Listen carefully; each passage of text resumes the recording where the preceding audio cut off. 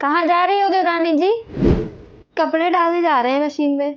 गांव में कभी देखी थी मशीन कि मशीन में डालने जा ही रहे हो कपड़े? मेरी मशीन मत छूना, हाथ से धुल जाते चुपचाप। ठीक है, जा रही हूँ हाथ से धुलने। बड़ी आई मशीन में कपड़े धुलने वाली। काहे चिल्ला रही रहो? कुछ नहीं मम्मी, वो मेरी मशीन में कपड़े धुलने जा रही थी, खराब कर देंगी, चलाना आता नहीं है। तुम्हारी मशीन खराब कर देगी? तुमको पता भी है उसके पास कितनी मशीन है? उसका बाप बिजनेसमैन है। चलिए हमारी मशीन खराब कर देगी।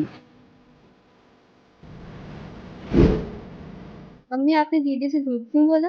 उसे बड़ा घमंड है, बड़े घर की है, इसीलिए तुझे थोड़ा ऊंचा दिखा दिया ताकि उसका घमंड थोड़ा कम पड़े।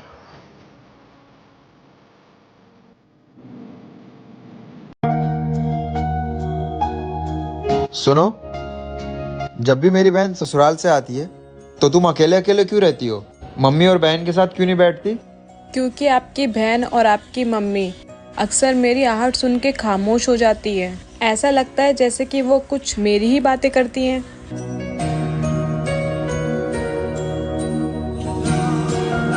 देखो, मैं अपनी मम्मी और बहन को तो कुछ नहीं बोल सकता क्योंकि हम लड़के इन रिश्तों में बंद से जाते हैं, पर तुम टेंशन मत लो, ना ही मैं तुम्हें कभी अकेला छोड़ूंगा और ना ही तुम्हारी कभी इज्जत कम होने दूंगा। अगर दुनिया के सारे मर्द आप जैसे हो जाए तो उनकी बीवी किसी भी कोने में रहे, वो खुद को कभी अकेला समझेगी नहीं। क्या यही प्यार है? हाँ यही प्यार है।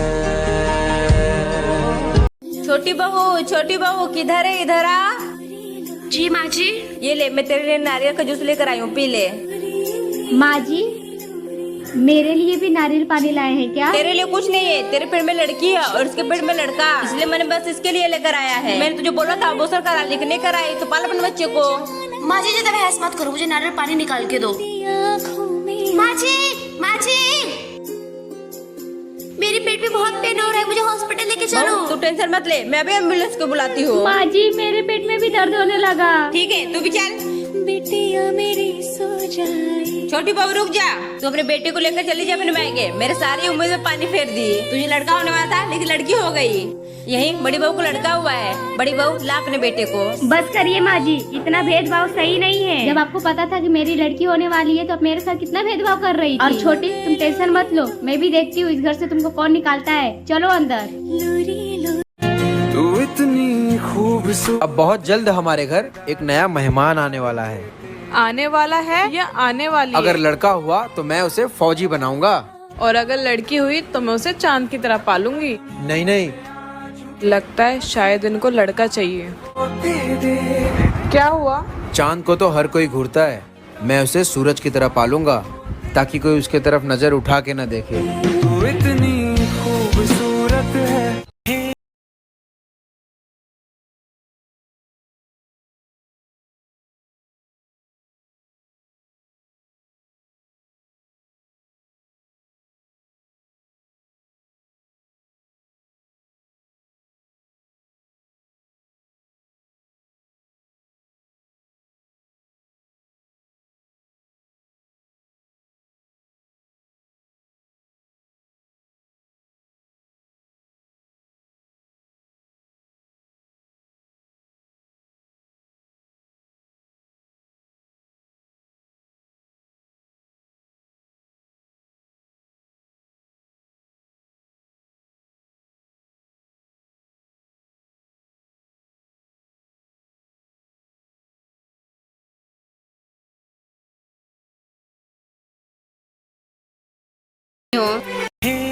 बड़ी बहू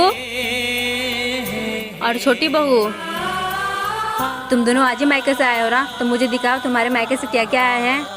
ठीक है माँ जी।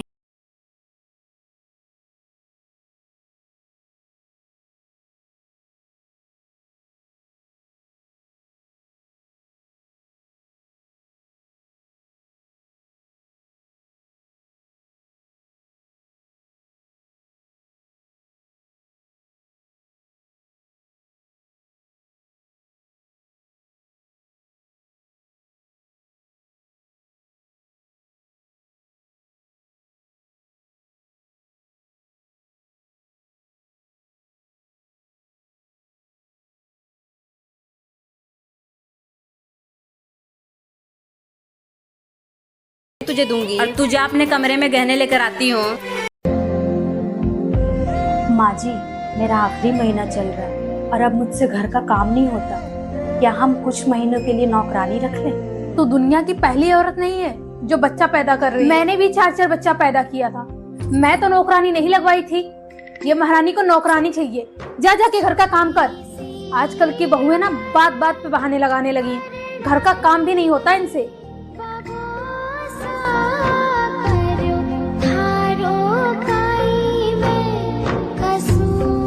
ये साड़ी कितनी फीकी लग रही है। अगर मैंने जेठानी जी को ये साड़ी दिया तो वो कहीं मुझसे गुस्सा ना हो जाए, बुरा ना मान जाए। देवरानी जी, नमक खत्म हो गया। नमक का पैकेट देखा है कहाँ है? अरे आप ऐसे क्यों बैठी हो?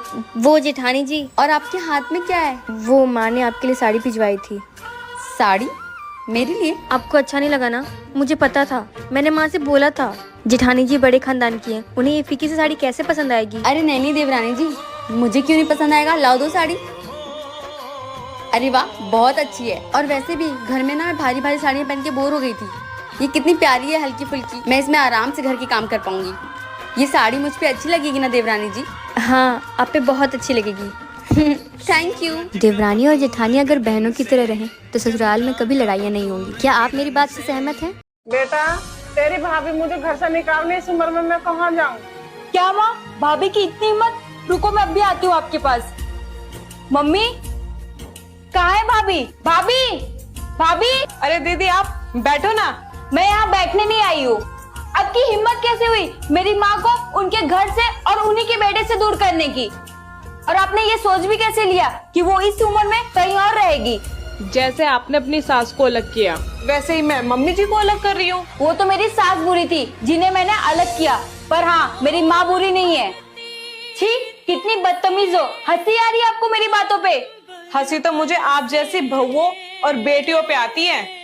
अपनी सास से अलग रहने वाली बहू भी अक्सर मायके में आके कहती है वो तो मेरी सास बुरी थी इसलिए मैं अलग हो गई, बस मेरी माँ अच्छी है, वो तो भाभी को सेवा करनी नहीं आती। बेटा, तेरी भाभी ने मुझे घर से नहीं निकाला है। मतलब?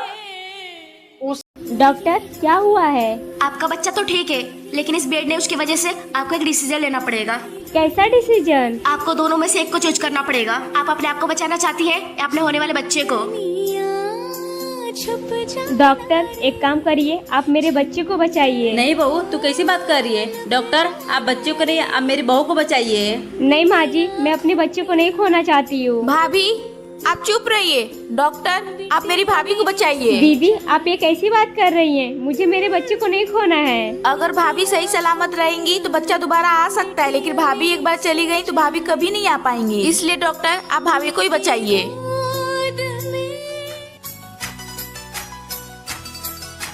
अरे माँ, ये चमत्कार कैसे हुआ?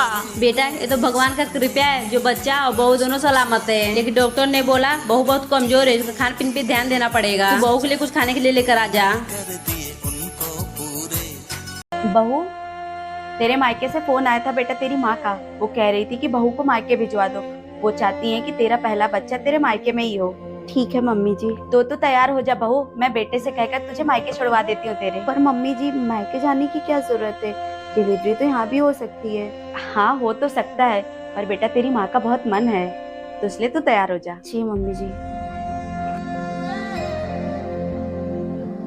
हेलो मम्मी, मैं इस बार मायके नहीं आ पाऊंगी क्योंकि मेरी सासू माँ की ख्वाहिश है कि मेरा पहला बच्चा ससुराल में हो, मायके में नहीं। नहीं मम्मी, आप गलत समझ रही हैं। यहाँ पर मम्मी जी मेरा बहुत अच्छे से ध्यान रखती हैं, जैसे आप रखती हैं। ठीक है माँ, मैं रखती हूँ।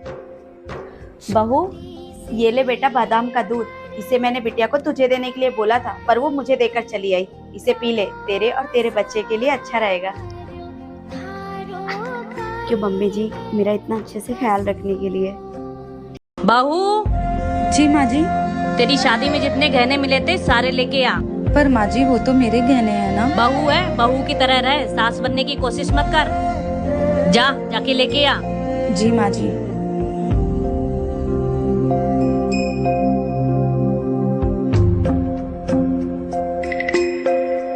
तेरा बाप तो गरीब है, लेकिन तुझे इतना सारा सोना दे के भेजा।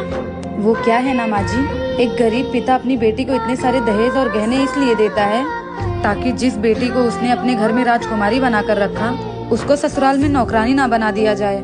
इसलिए एक गरीब बाप अपना पेट काट काट कर अपनी जमा पूंजी से अपनी बेटी की विदाई एकदम शौक से करता है। और वैसे भी ससुराल वाले के तो मुंह पैसों से ही बंद होते हैं, क्योंकि बहुओं की कोई कदर नहीं होती है ना।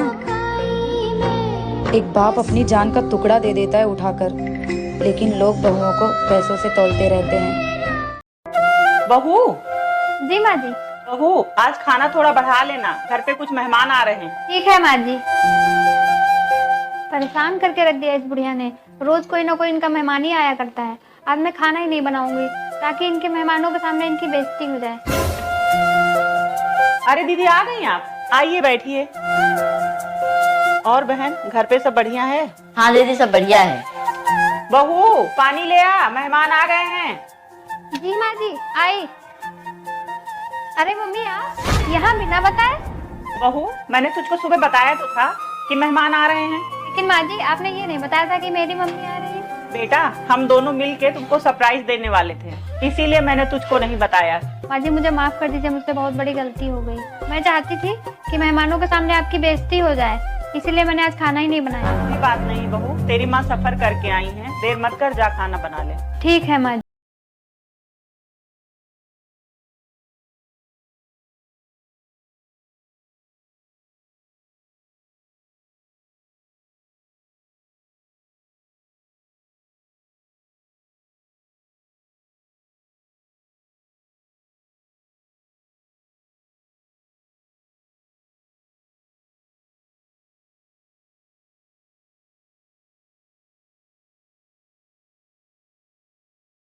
वाली गरीब है, उन्होंने मुझे कुछ नहीं दिया। दीदी जब आपके मायके से कुछ आया नहीं है तो आप इधर क्या कर रही हो? जाओ घर का पूरा काम करो। और माँ जी मैं 10 दिन तक कोई काम नहीं करने वाली, क्योंकि मेरे मायके से बहुत सारा सामान आया है। बड़ी बहू तू उदास मत हो, मेरे पास कुछ गहने हैं, मैं तुझे दे देती हूँ। छोटी बहू को जाकर बोल देना तेरे मायके से आए हैं, और तेरे माँ बाप गरीब हैं तो उसमें क्या हुआ, अब तू उस घर की नहीं इस घर की बेटी है। तुझे किसी चीज की जरूरत है ना तो मुझसे मांगना, मैं तुझे दूंगी। और तू जा अपने कमरे में गहने लेकर आती हूँ।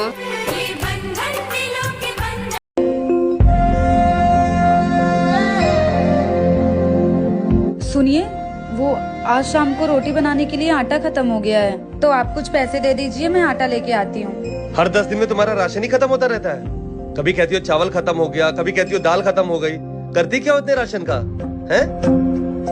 इंसान हो या जानवर? मेरे पास बहुत काम है, मेरे पास इतना टाइम नहीं है कि मैं तुम्हारा राशन लेकर आऊँ। हाँ, पर मैं शाम को बनाऊंगी क्या?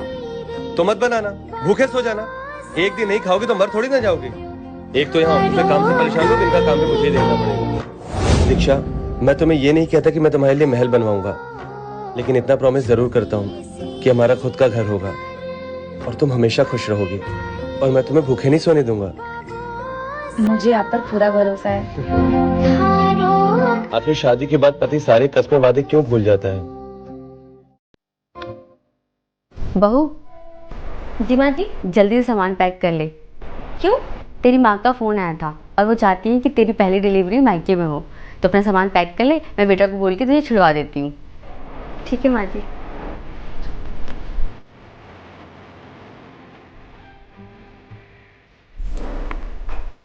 हेलो माँ। हाँ बेटा। मैं मायके नहीं आऊँगी। क्यों बेटा? माँ, मेरी सासू माँ की भी इच्छा है कि मेरी पहली डिलीवरी यहीं हो। अच्छा, लेकिन बेटा तेरी सास तेरा ख्याल नहीं रख पाएगी अच्छे से। बहू दूध। नहीं माँ, उन्होंने तो मेरा अभी से ख्याल रखना शुरू कर दिया है। वो मेरा बहुत ख्याल रखती है और मैं यहाँ बहुत खुश हूँ। ठीक है बेटा। ठीक है माँ। अरे माँ जी आप? हाँ बेटा, मैं तेरे दूध लेकर आई हूँ, ले पी ले। भगवान ऐसी सास हर लड़की को दे। देवरानी जी वो सो गई, लगता है इनकी तबीयत ठीक नहीं है। एक काम करती हूँ, सारे काम मैं ही कर लेती हूँ, इनको आराम करने देती हूँ।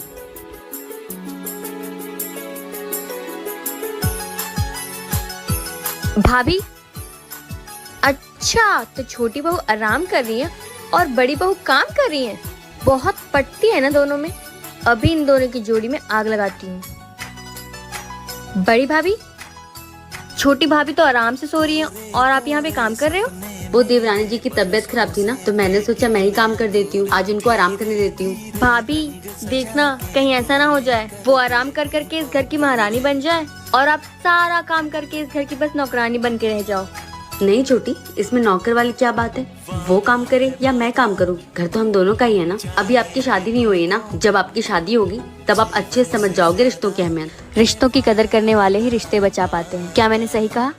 भाभी मेरे लिए मैगी बना दो। ठीक है मैं बना देती हूँ।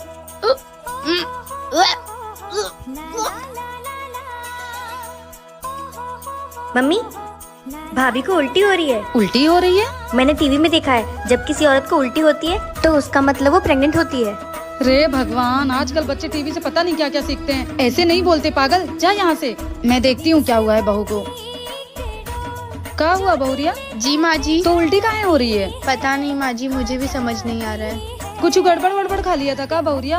कहीं ये फूड पॉइजनिंग ना हो गई हो? हाँ माँ जी, मुझे भी ऐसा लग रहा है, शायद ऐसा हो सकता है। थोड़ा ध्यान दिया कर, अभी ये तेरे लिए नया नया घर है ना। मेरे को तो लग रहा है घर में छोटा बाबू आने वाला है। अरे चुप कर तू। हाँ क्या माँ जी, ननद जी सही कह रही है क्या? नहीं बहुरिया, ऐसा नहीं होता है। अभी तो 10-15 दिन तेरी शादी को हुए हैं। हाँ वही तो, ऐसे कैसे हो सकता है भला? तू आराम कर। जी माँ जी। चल बाहर।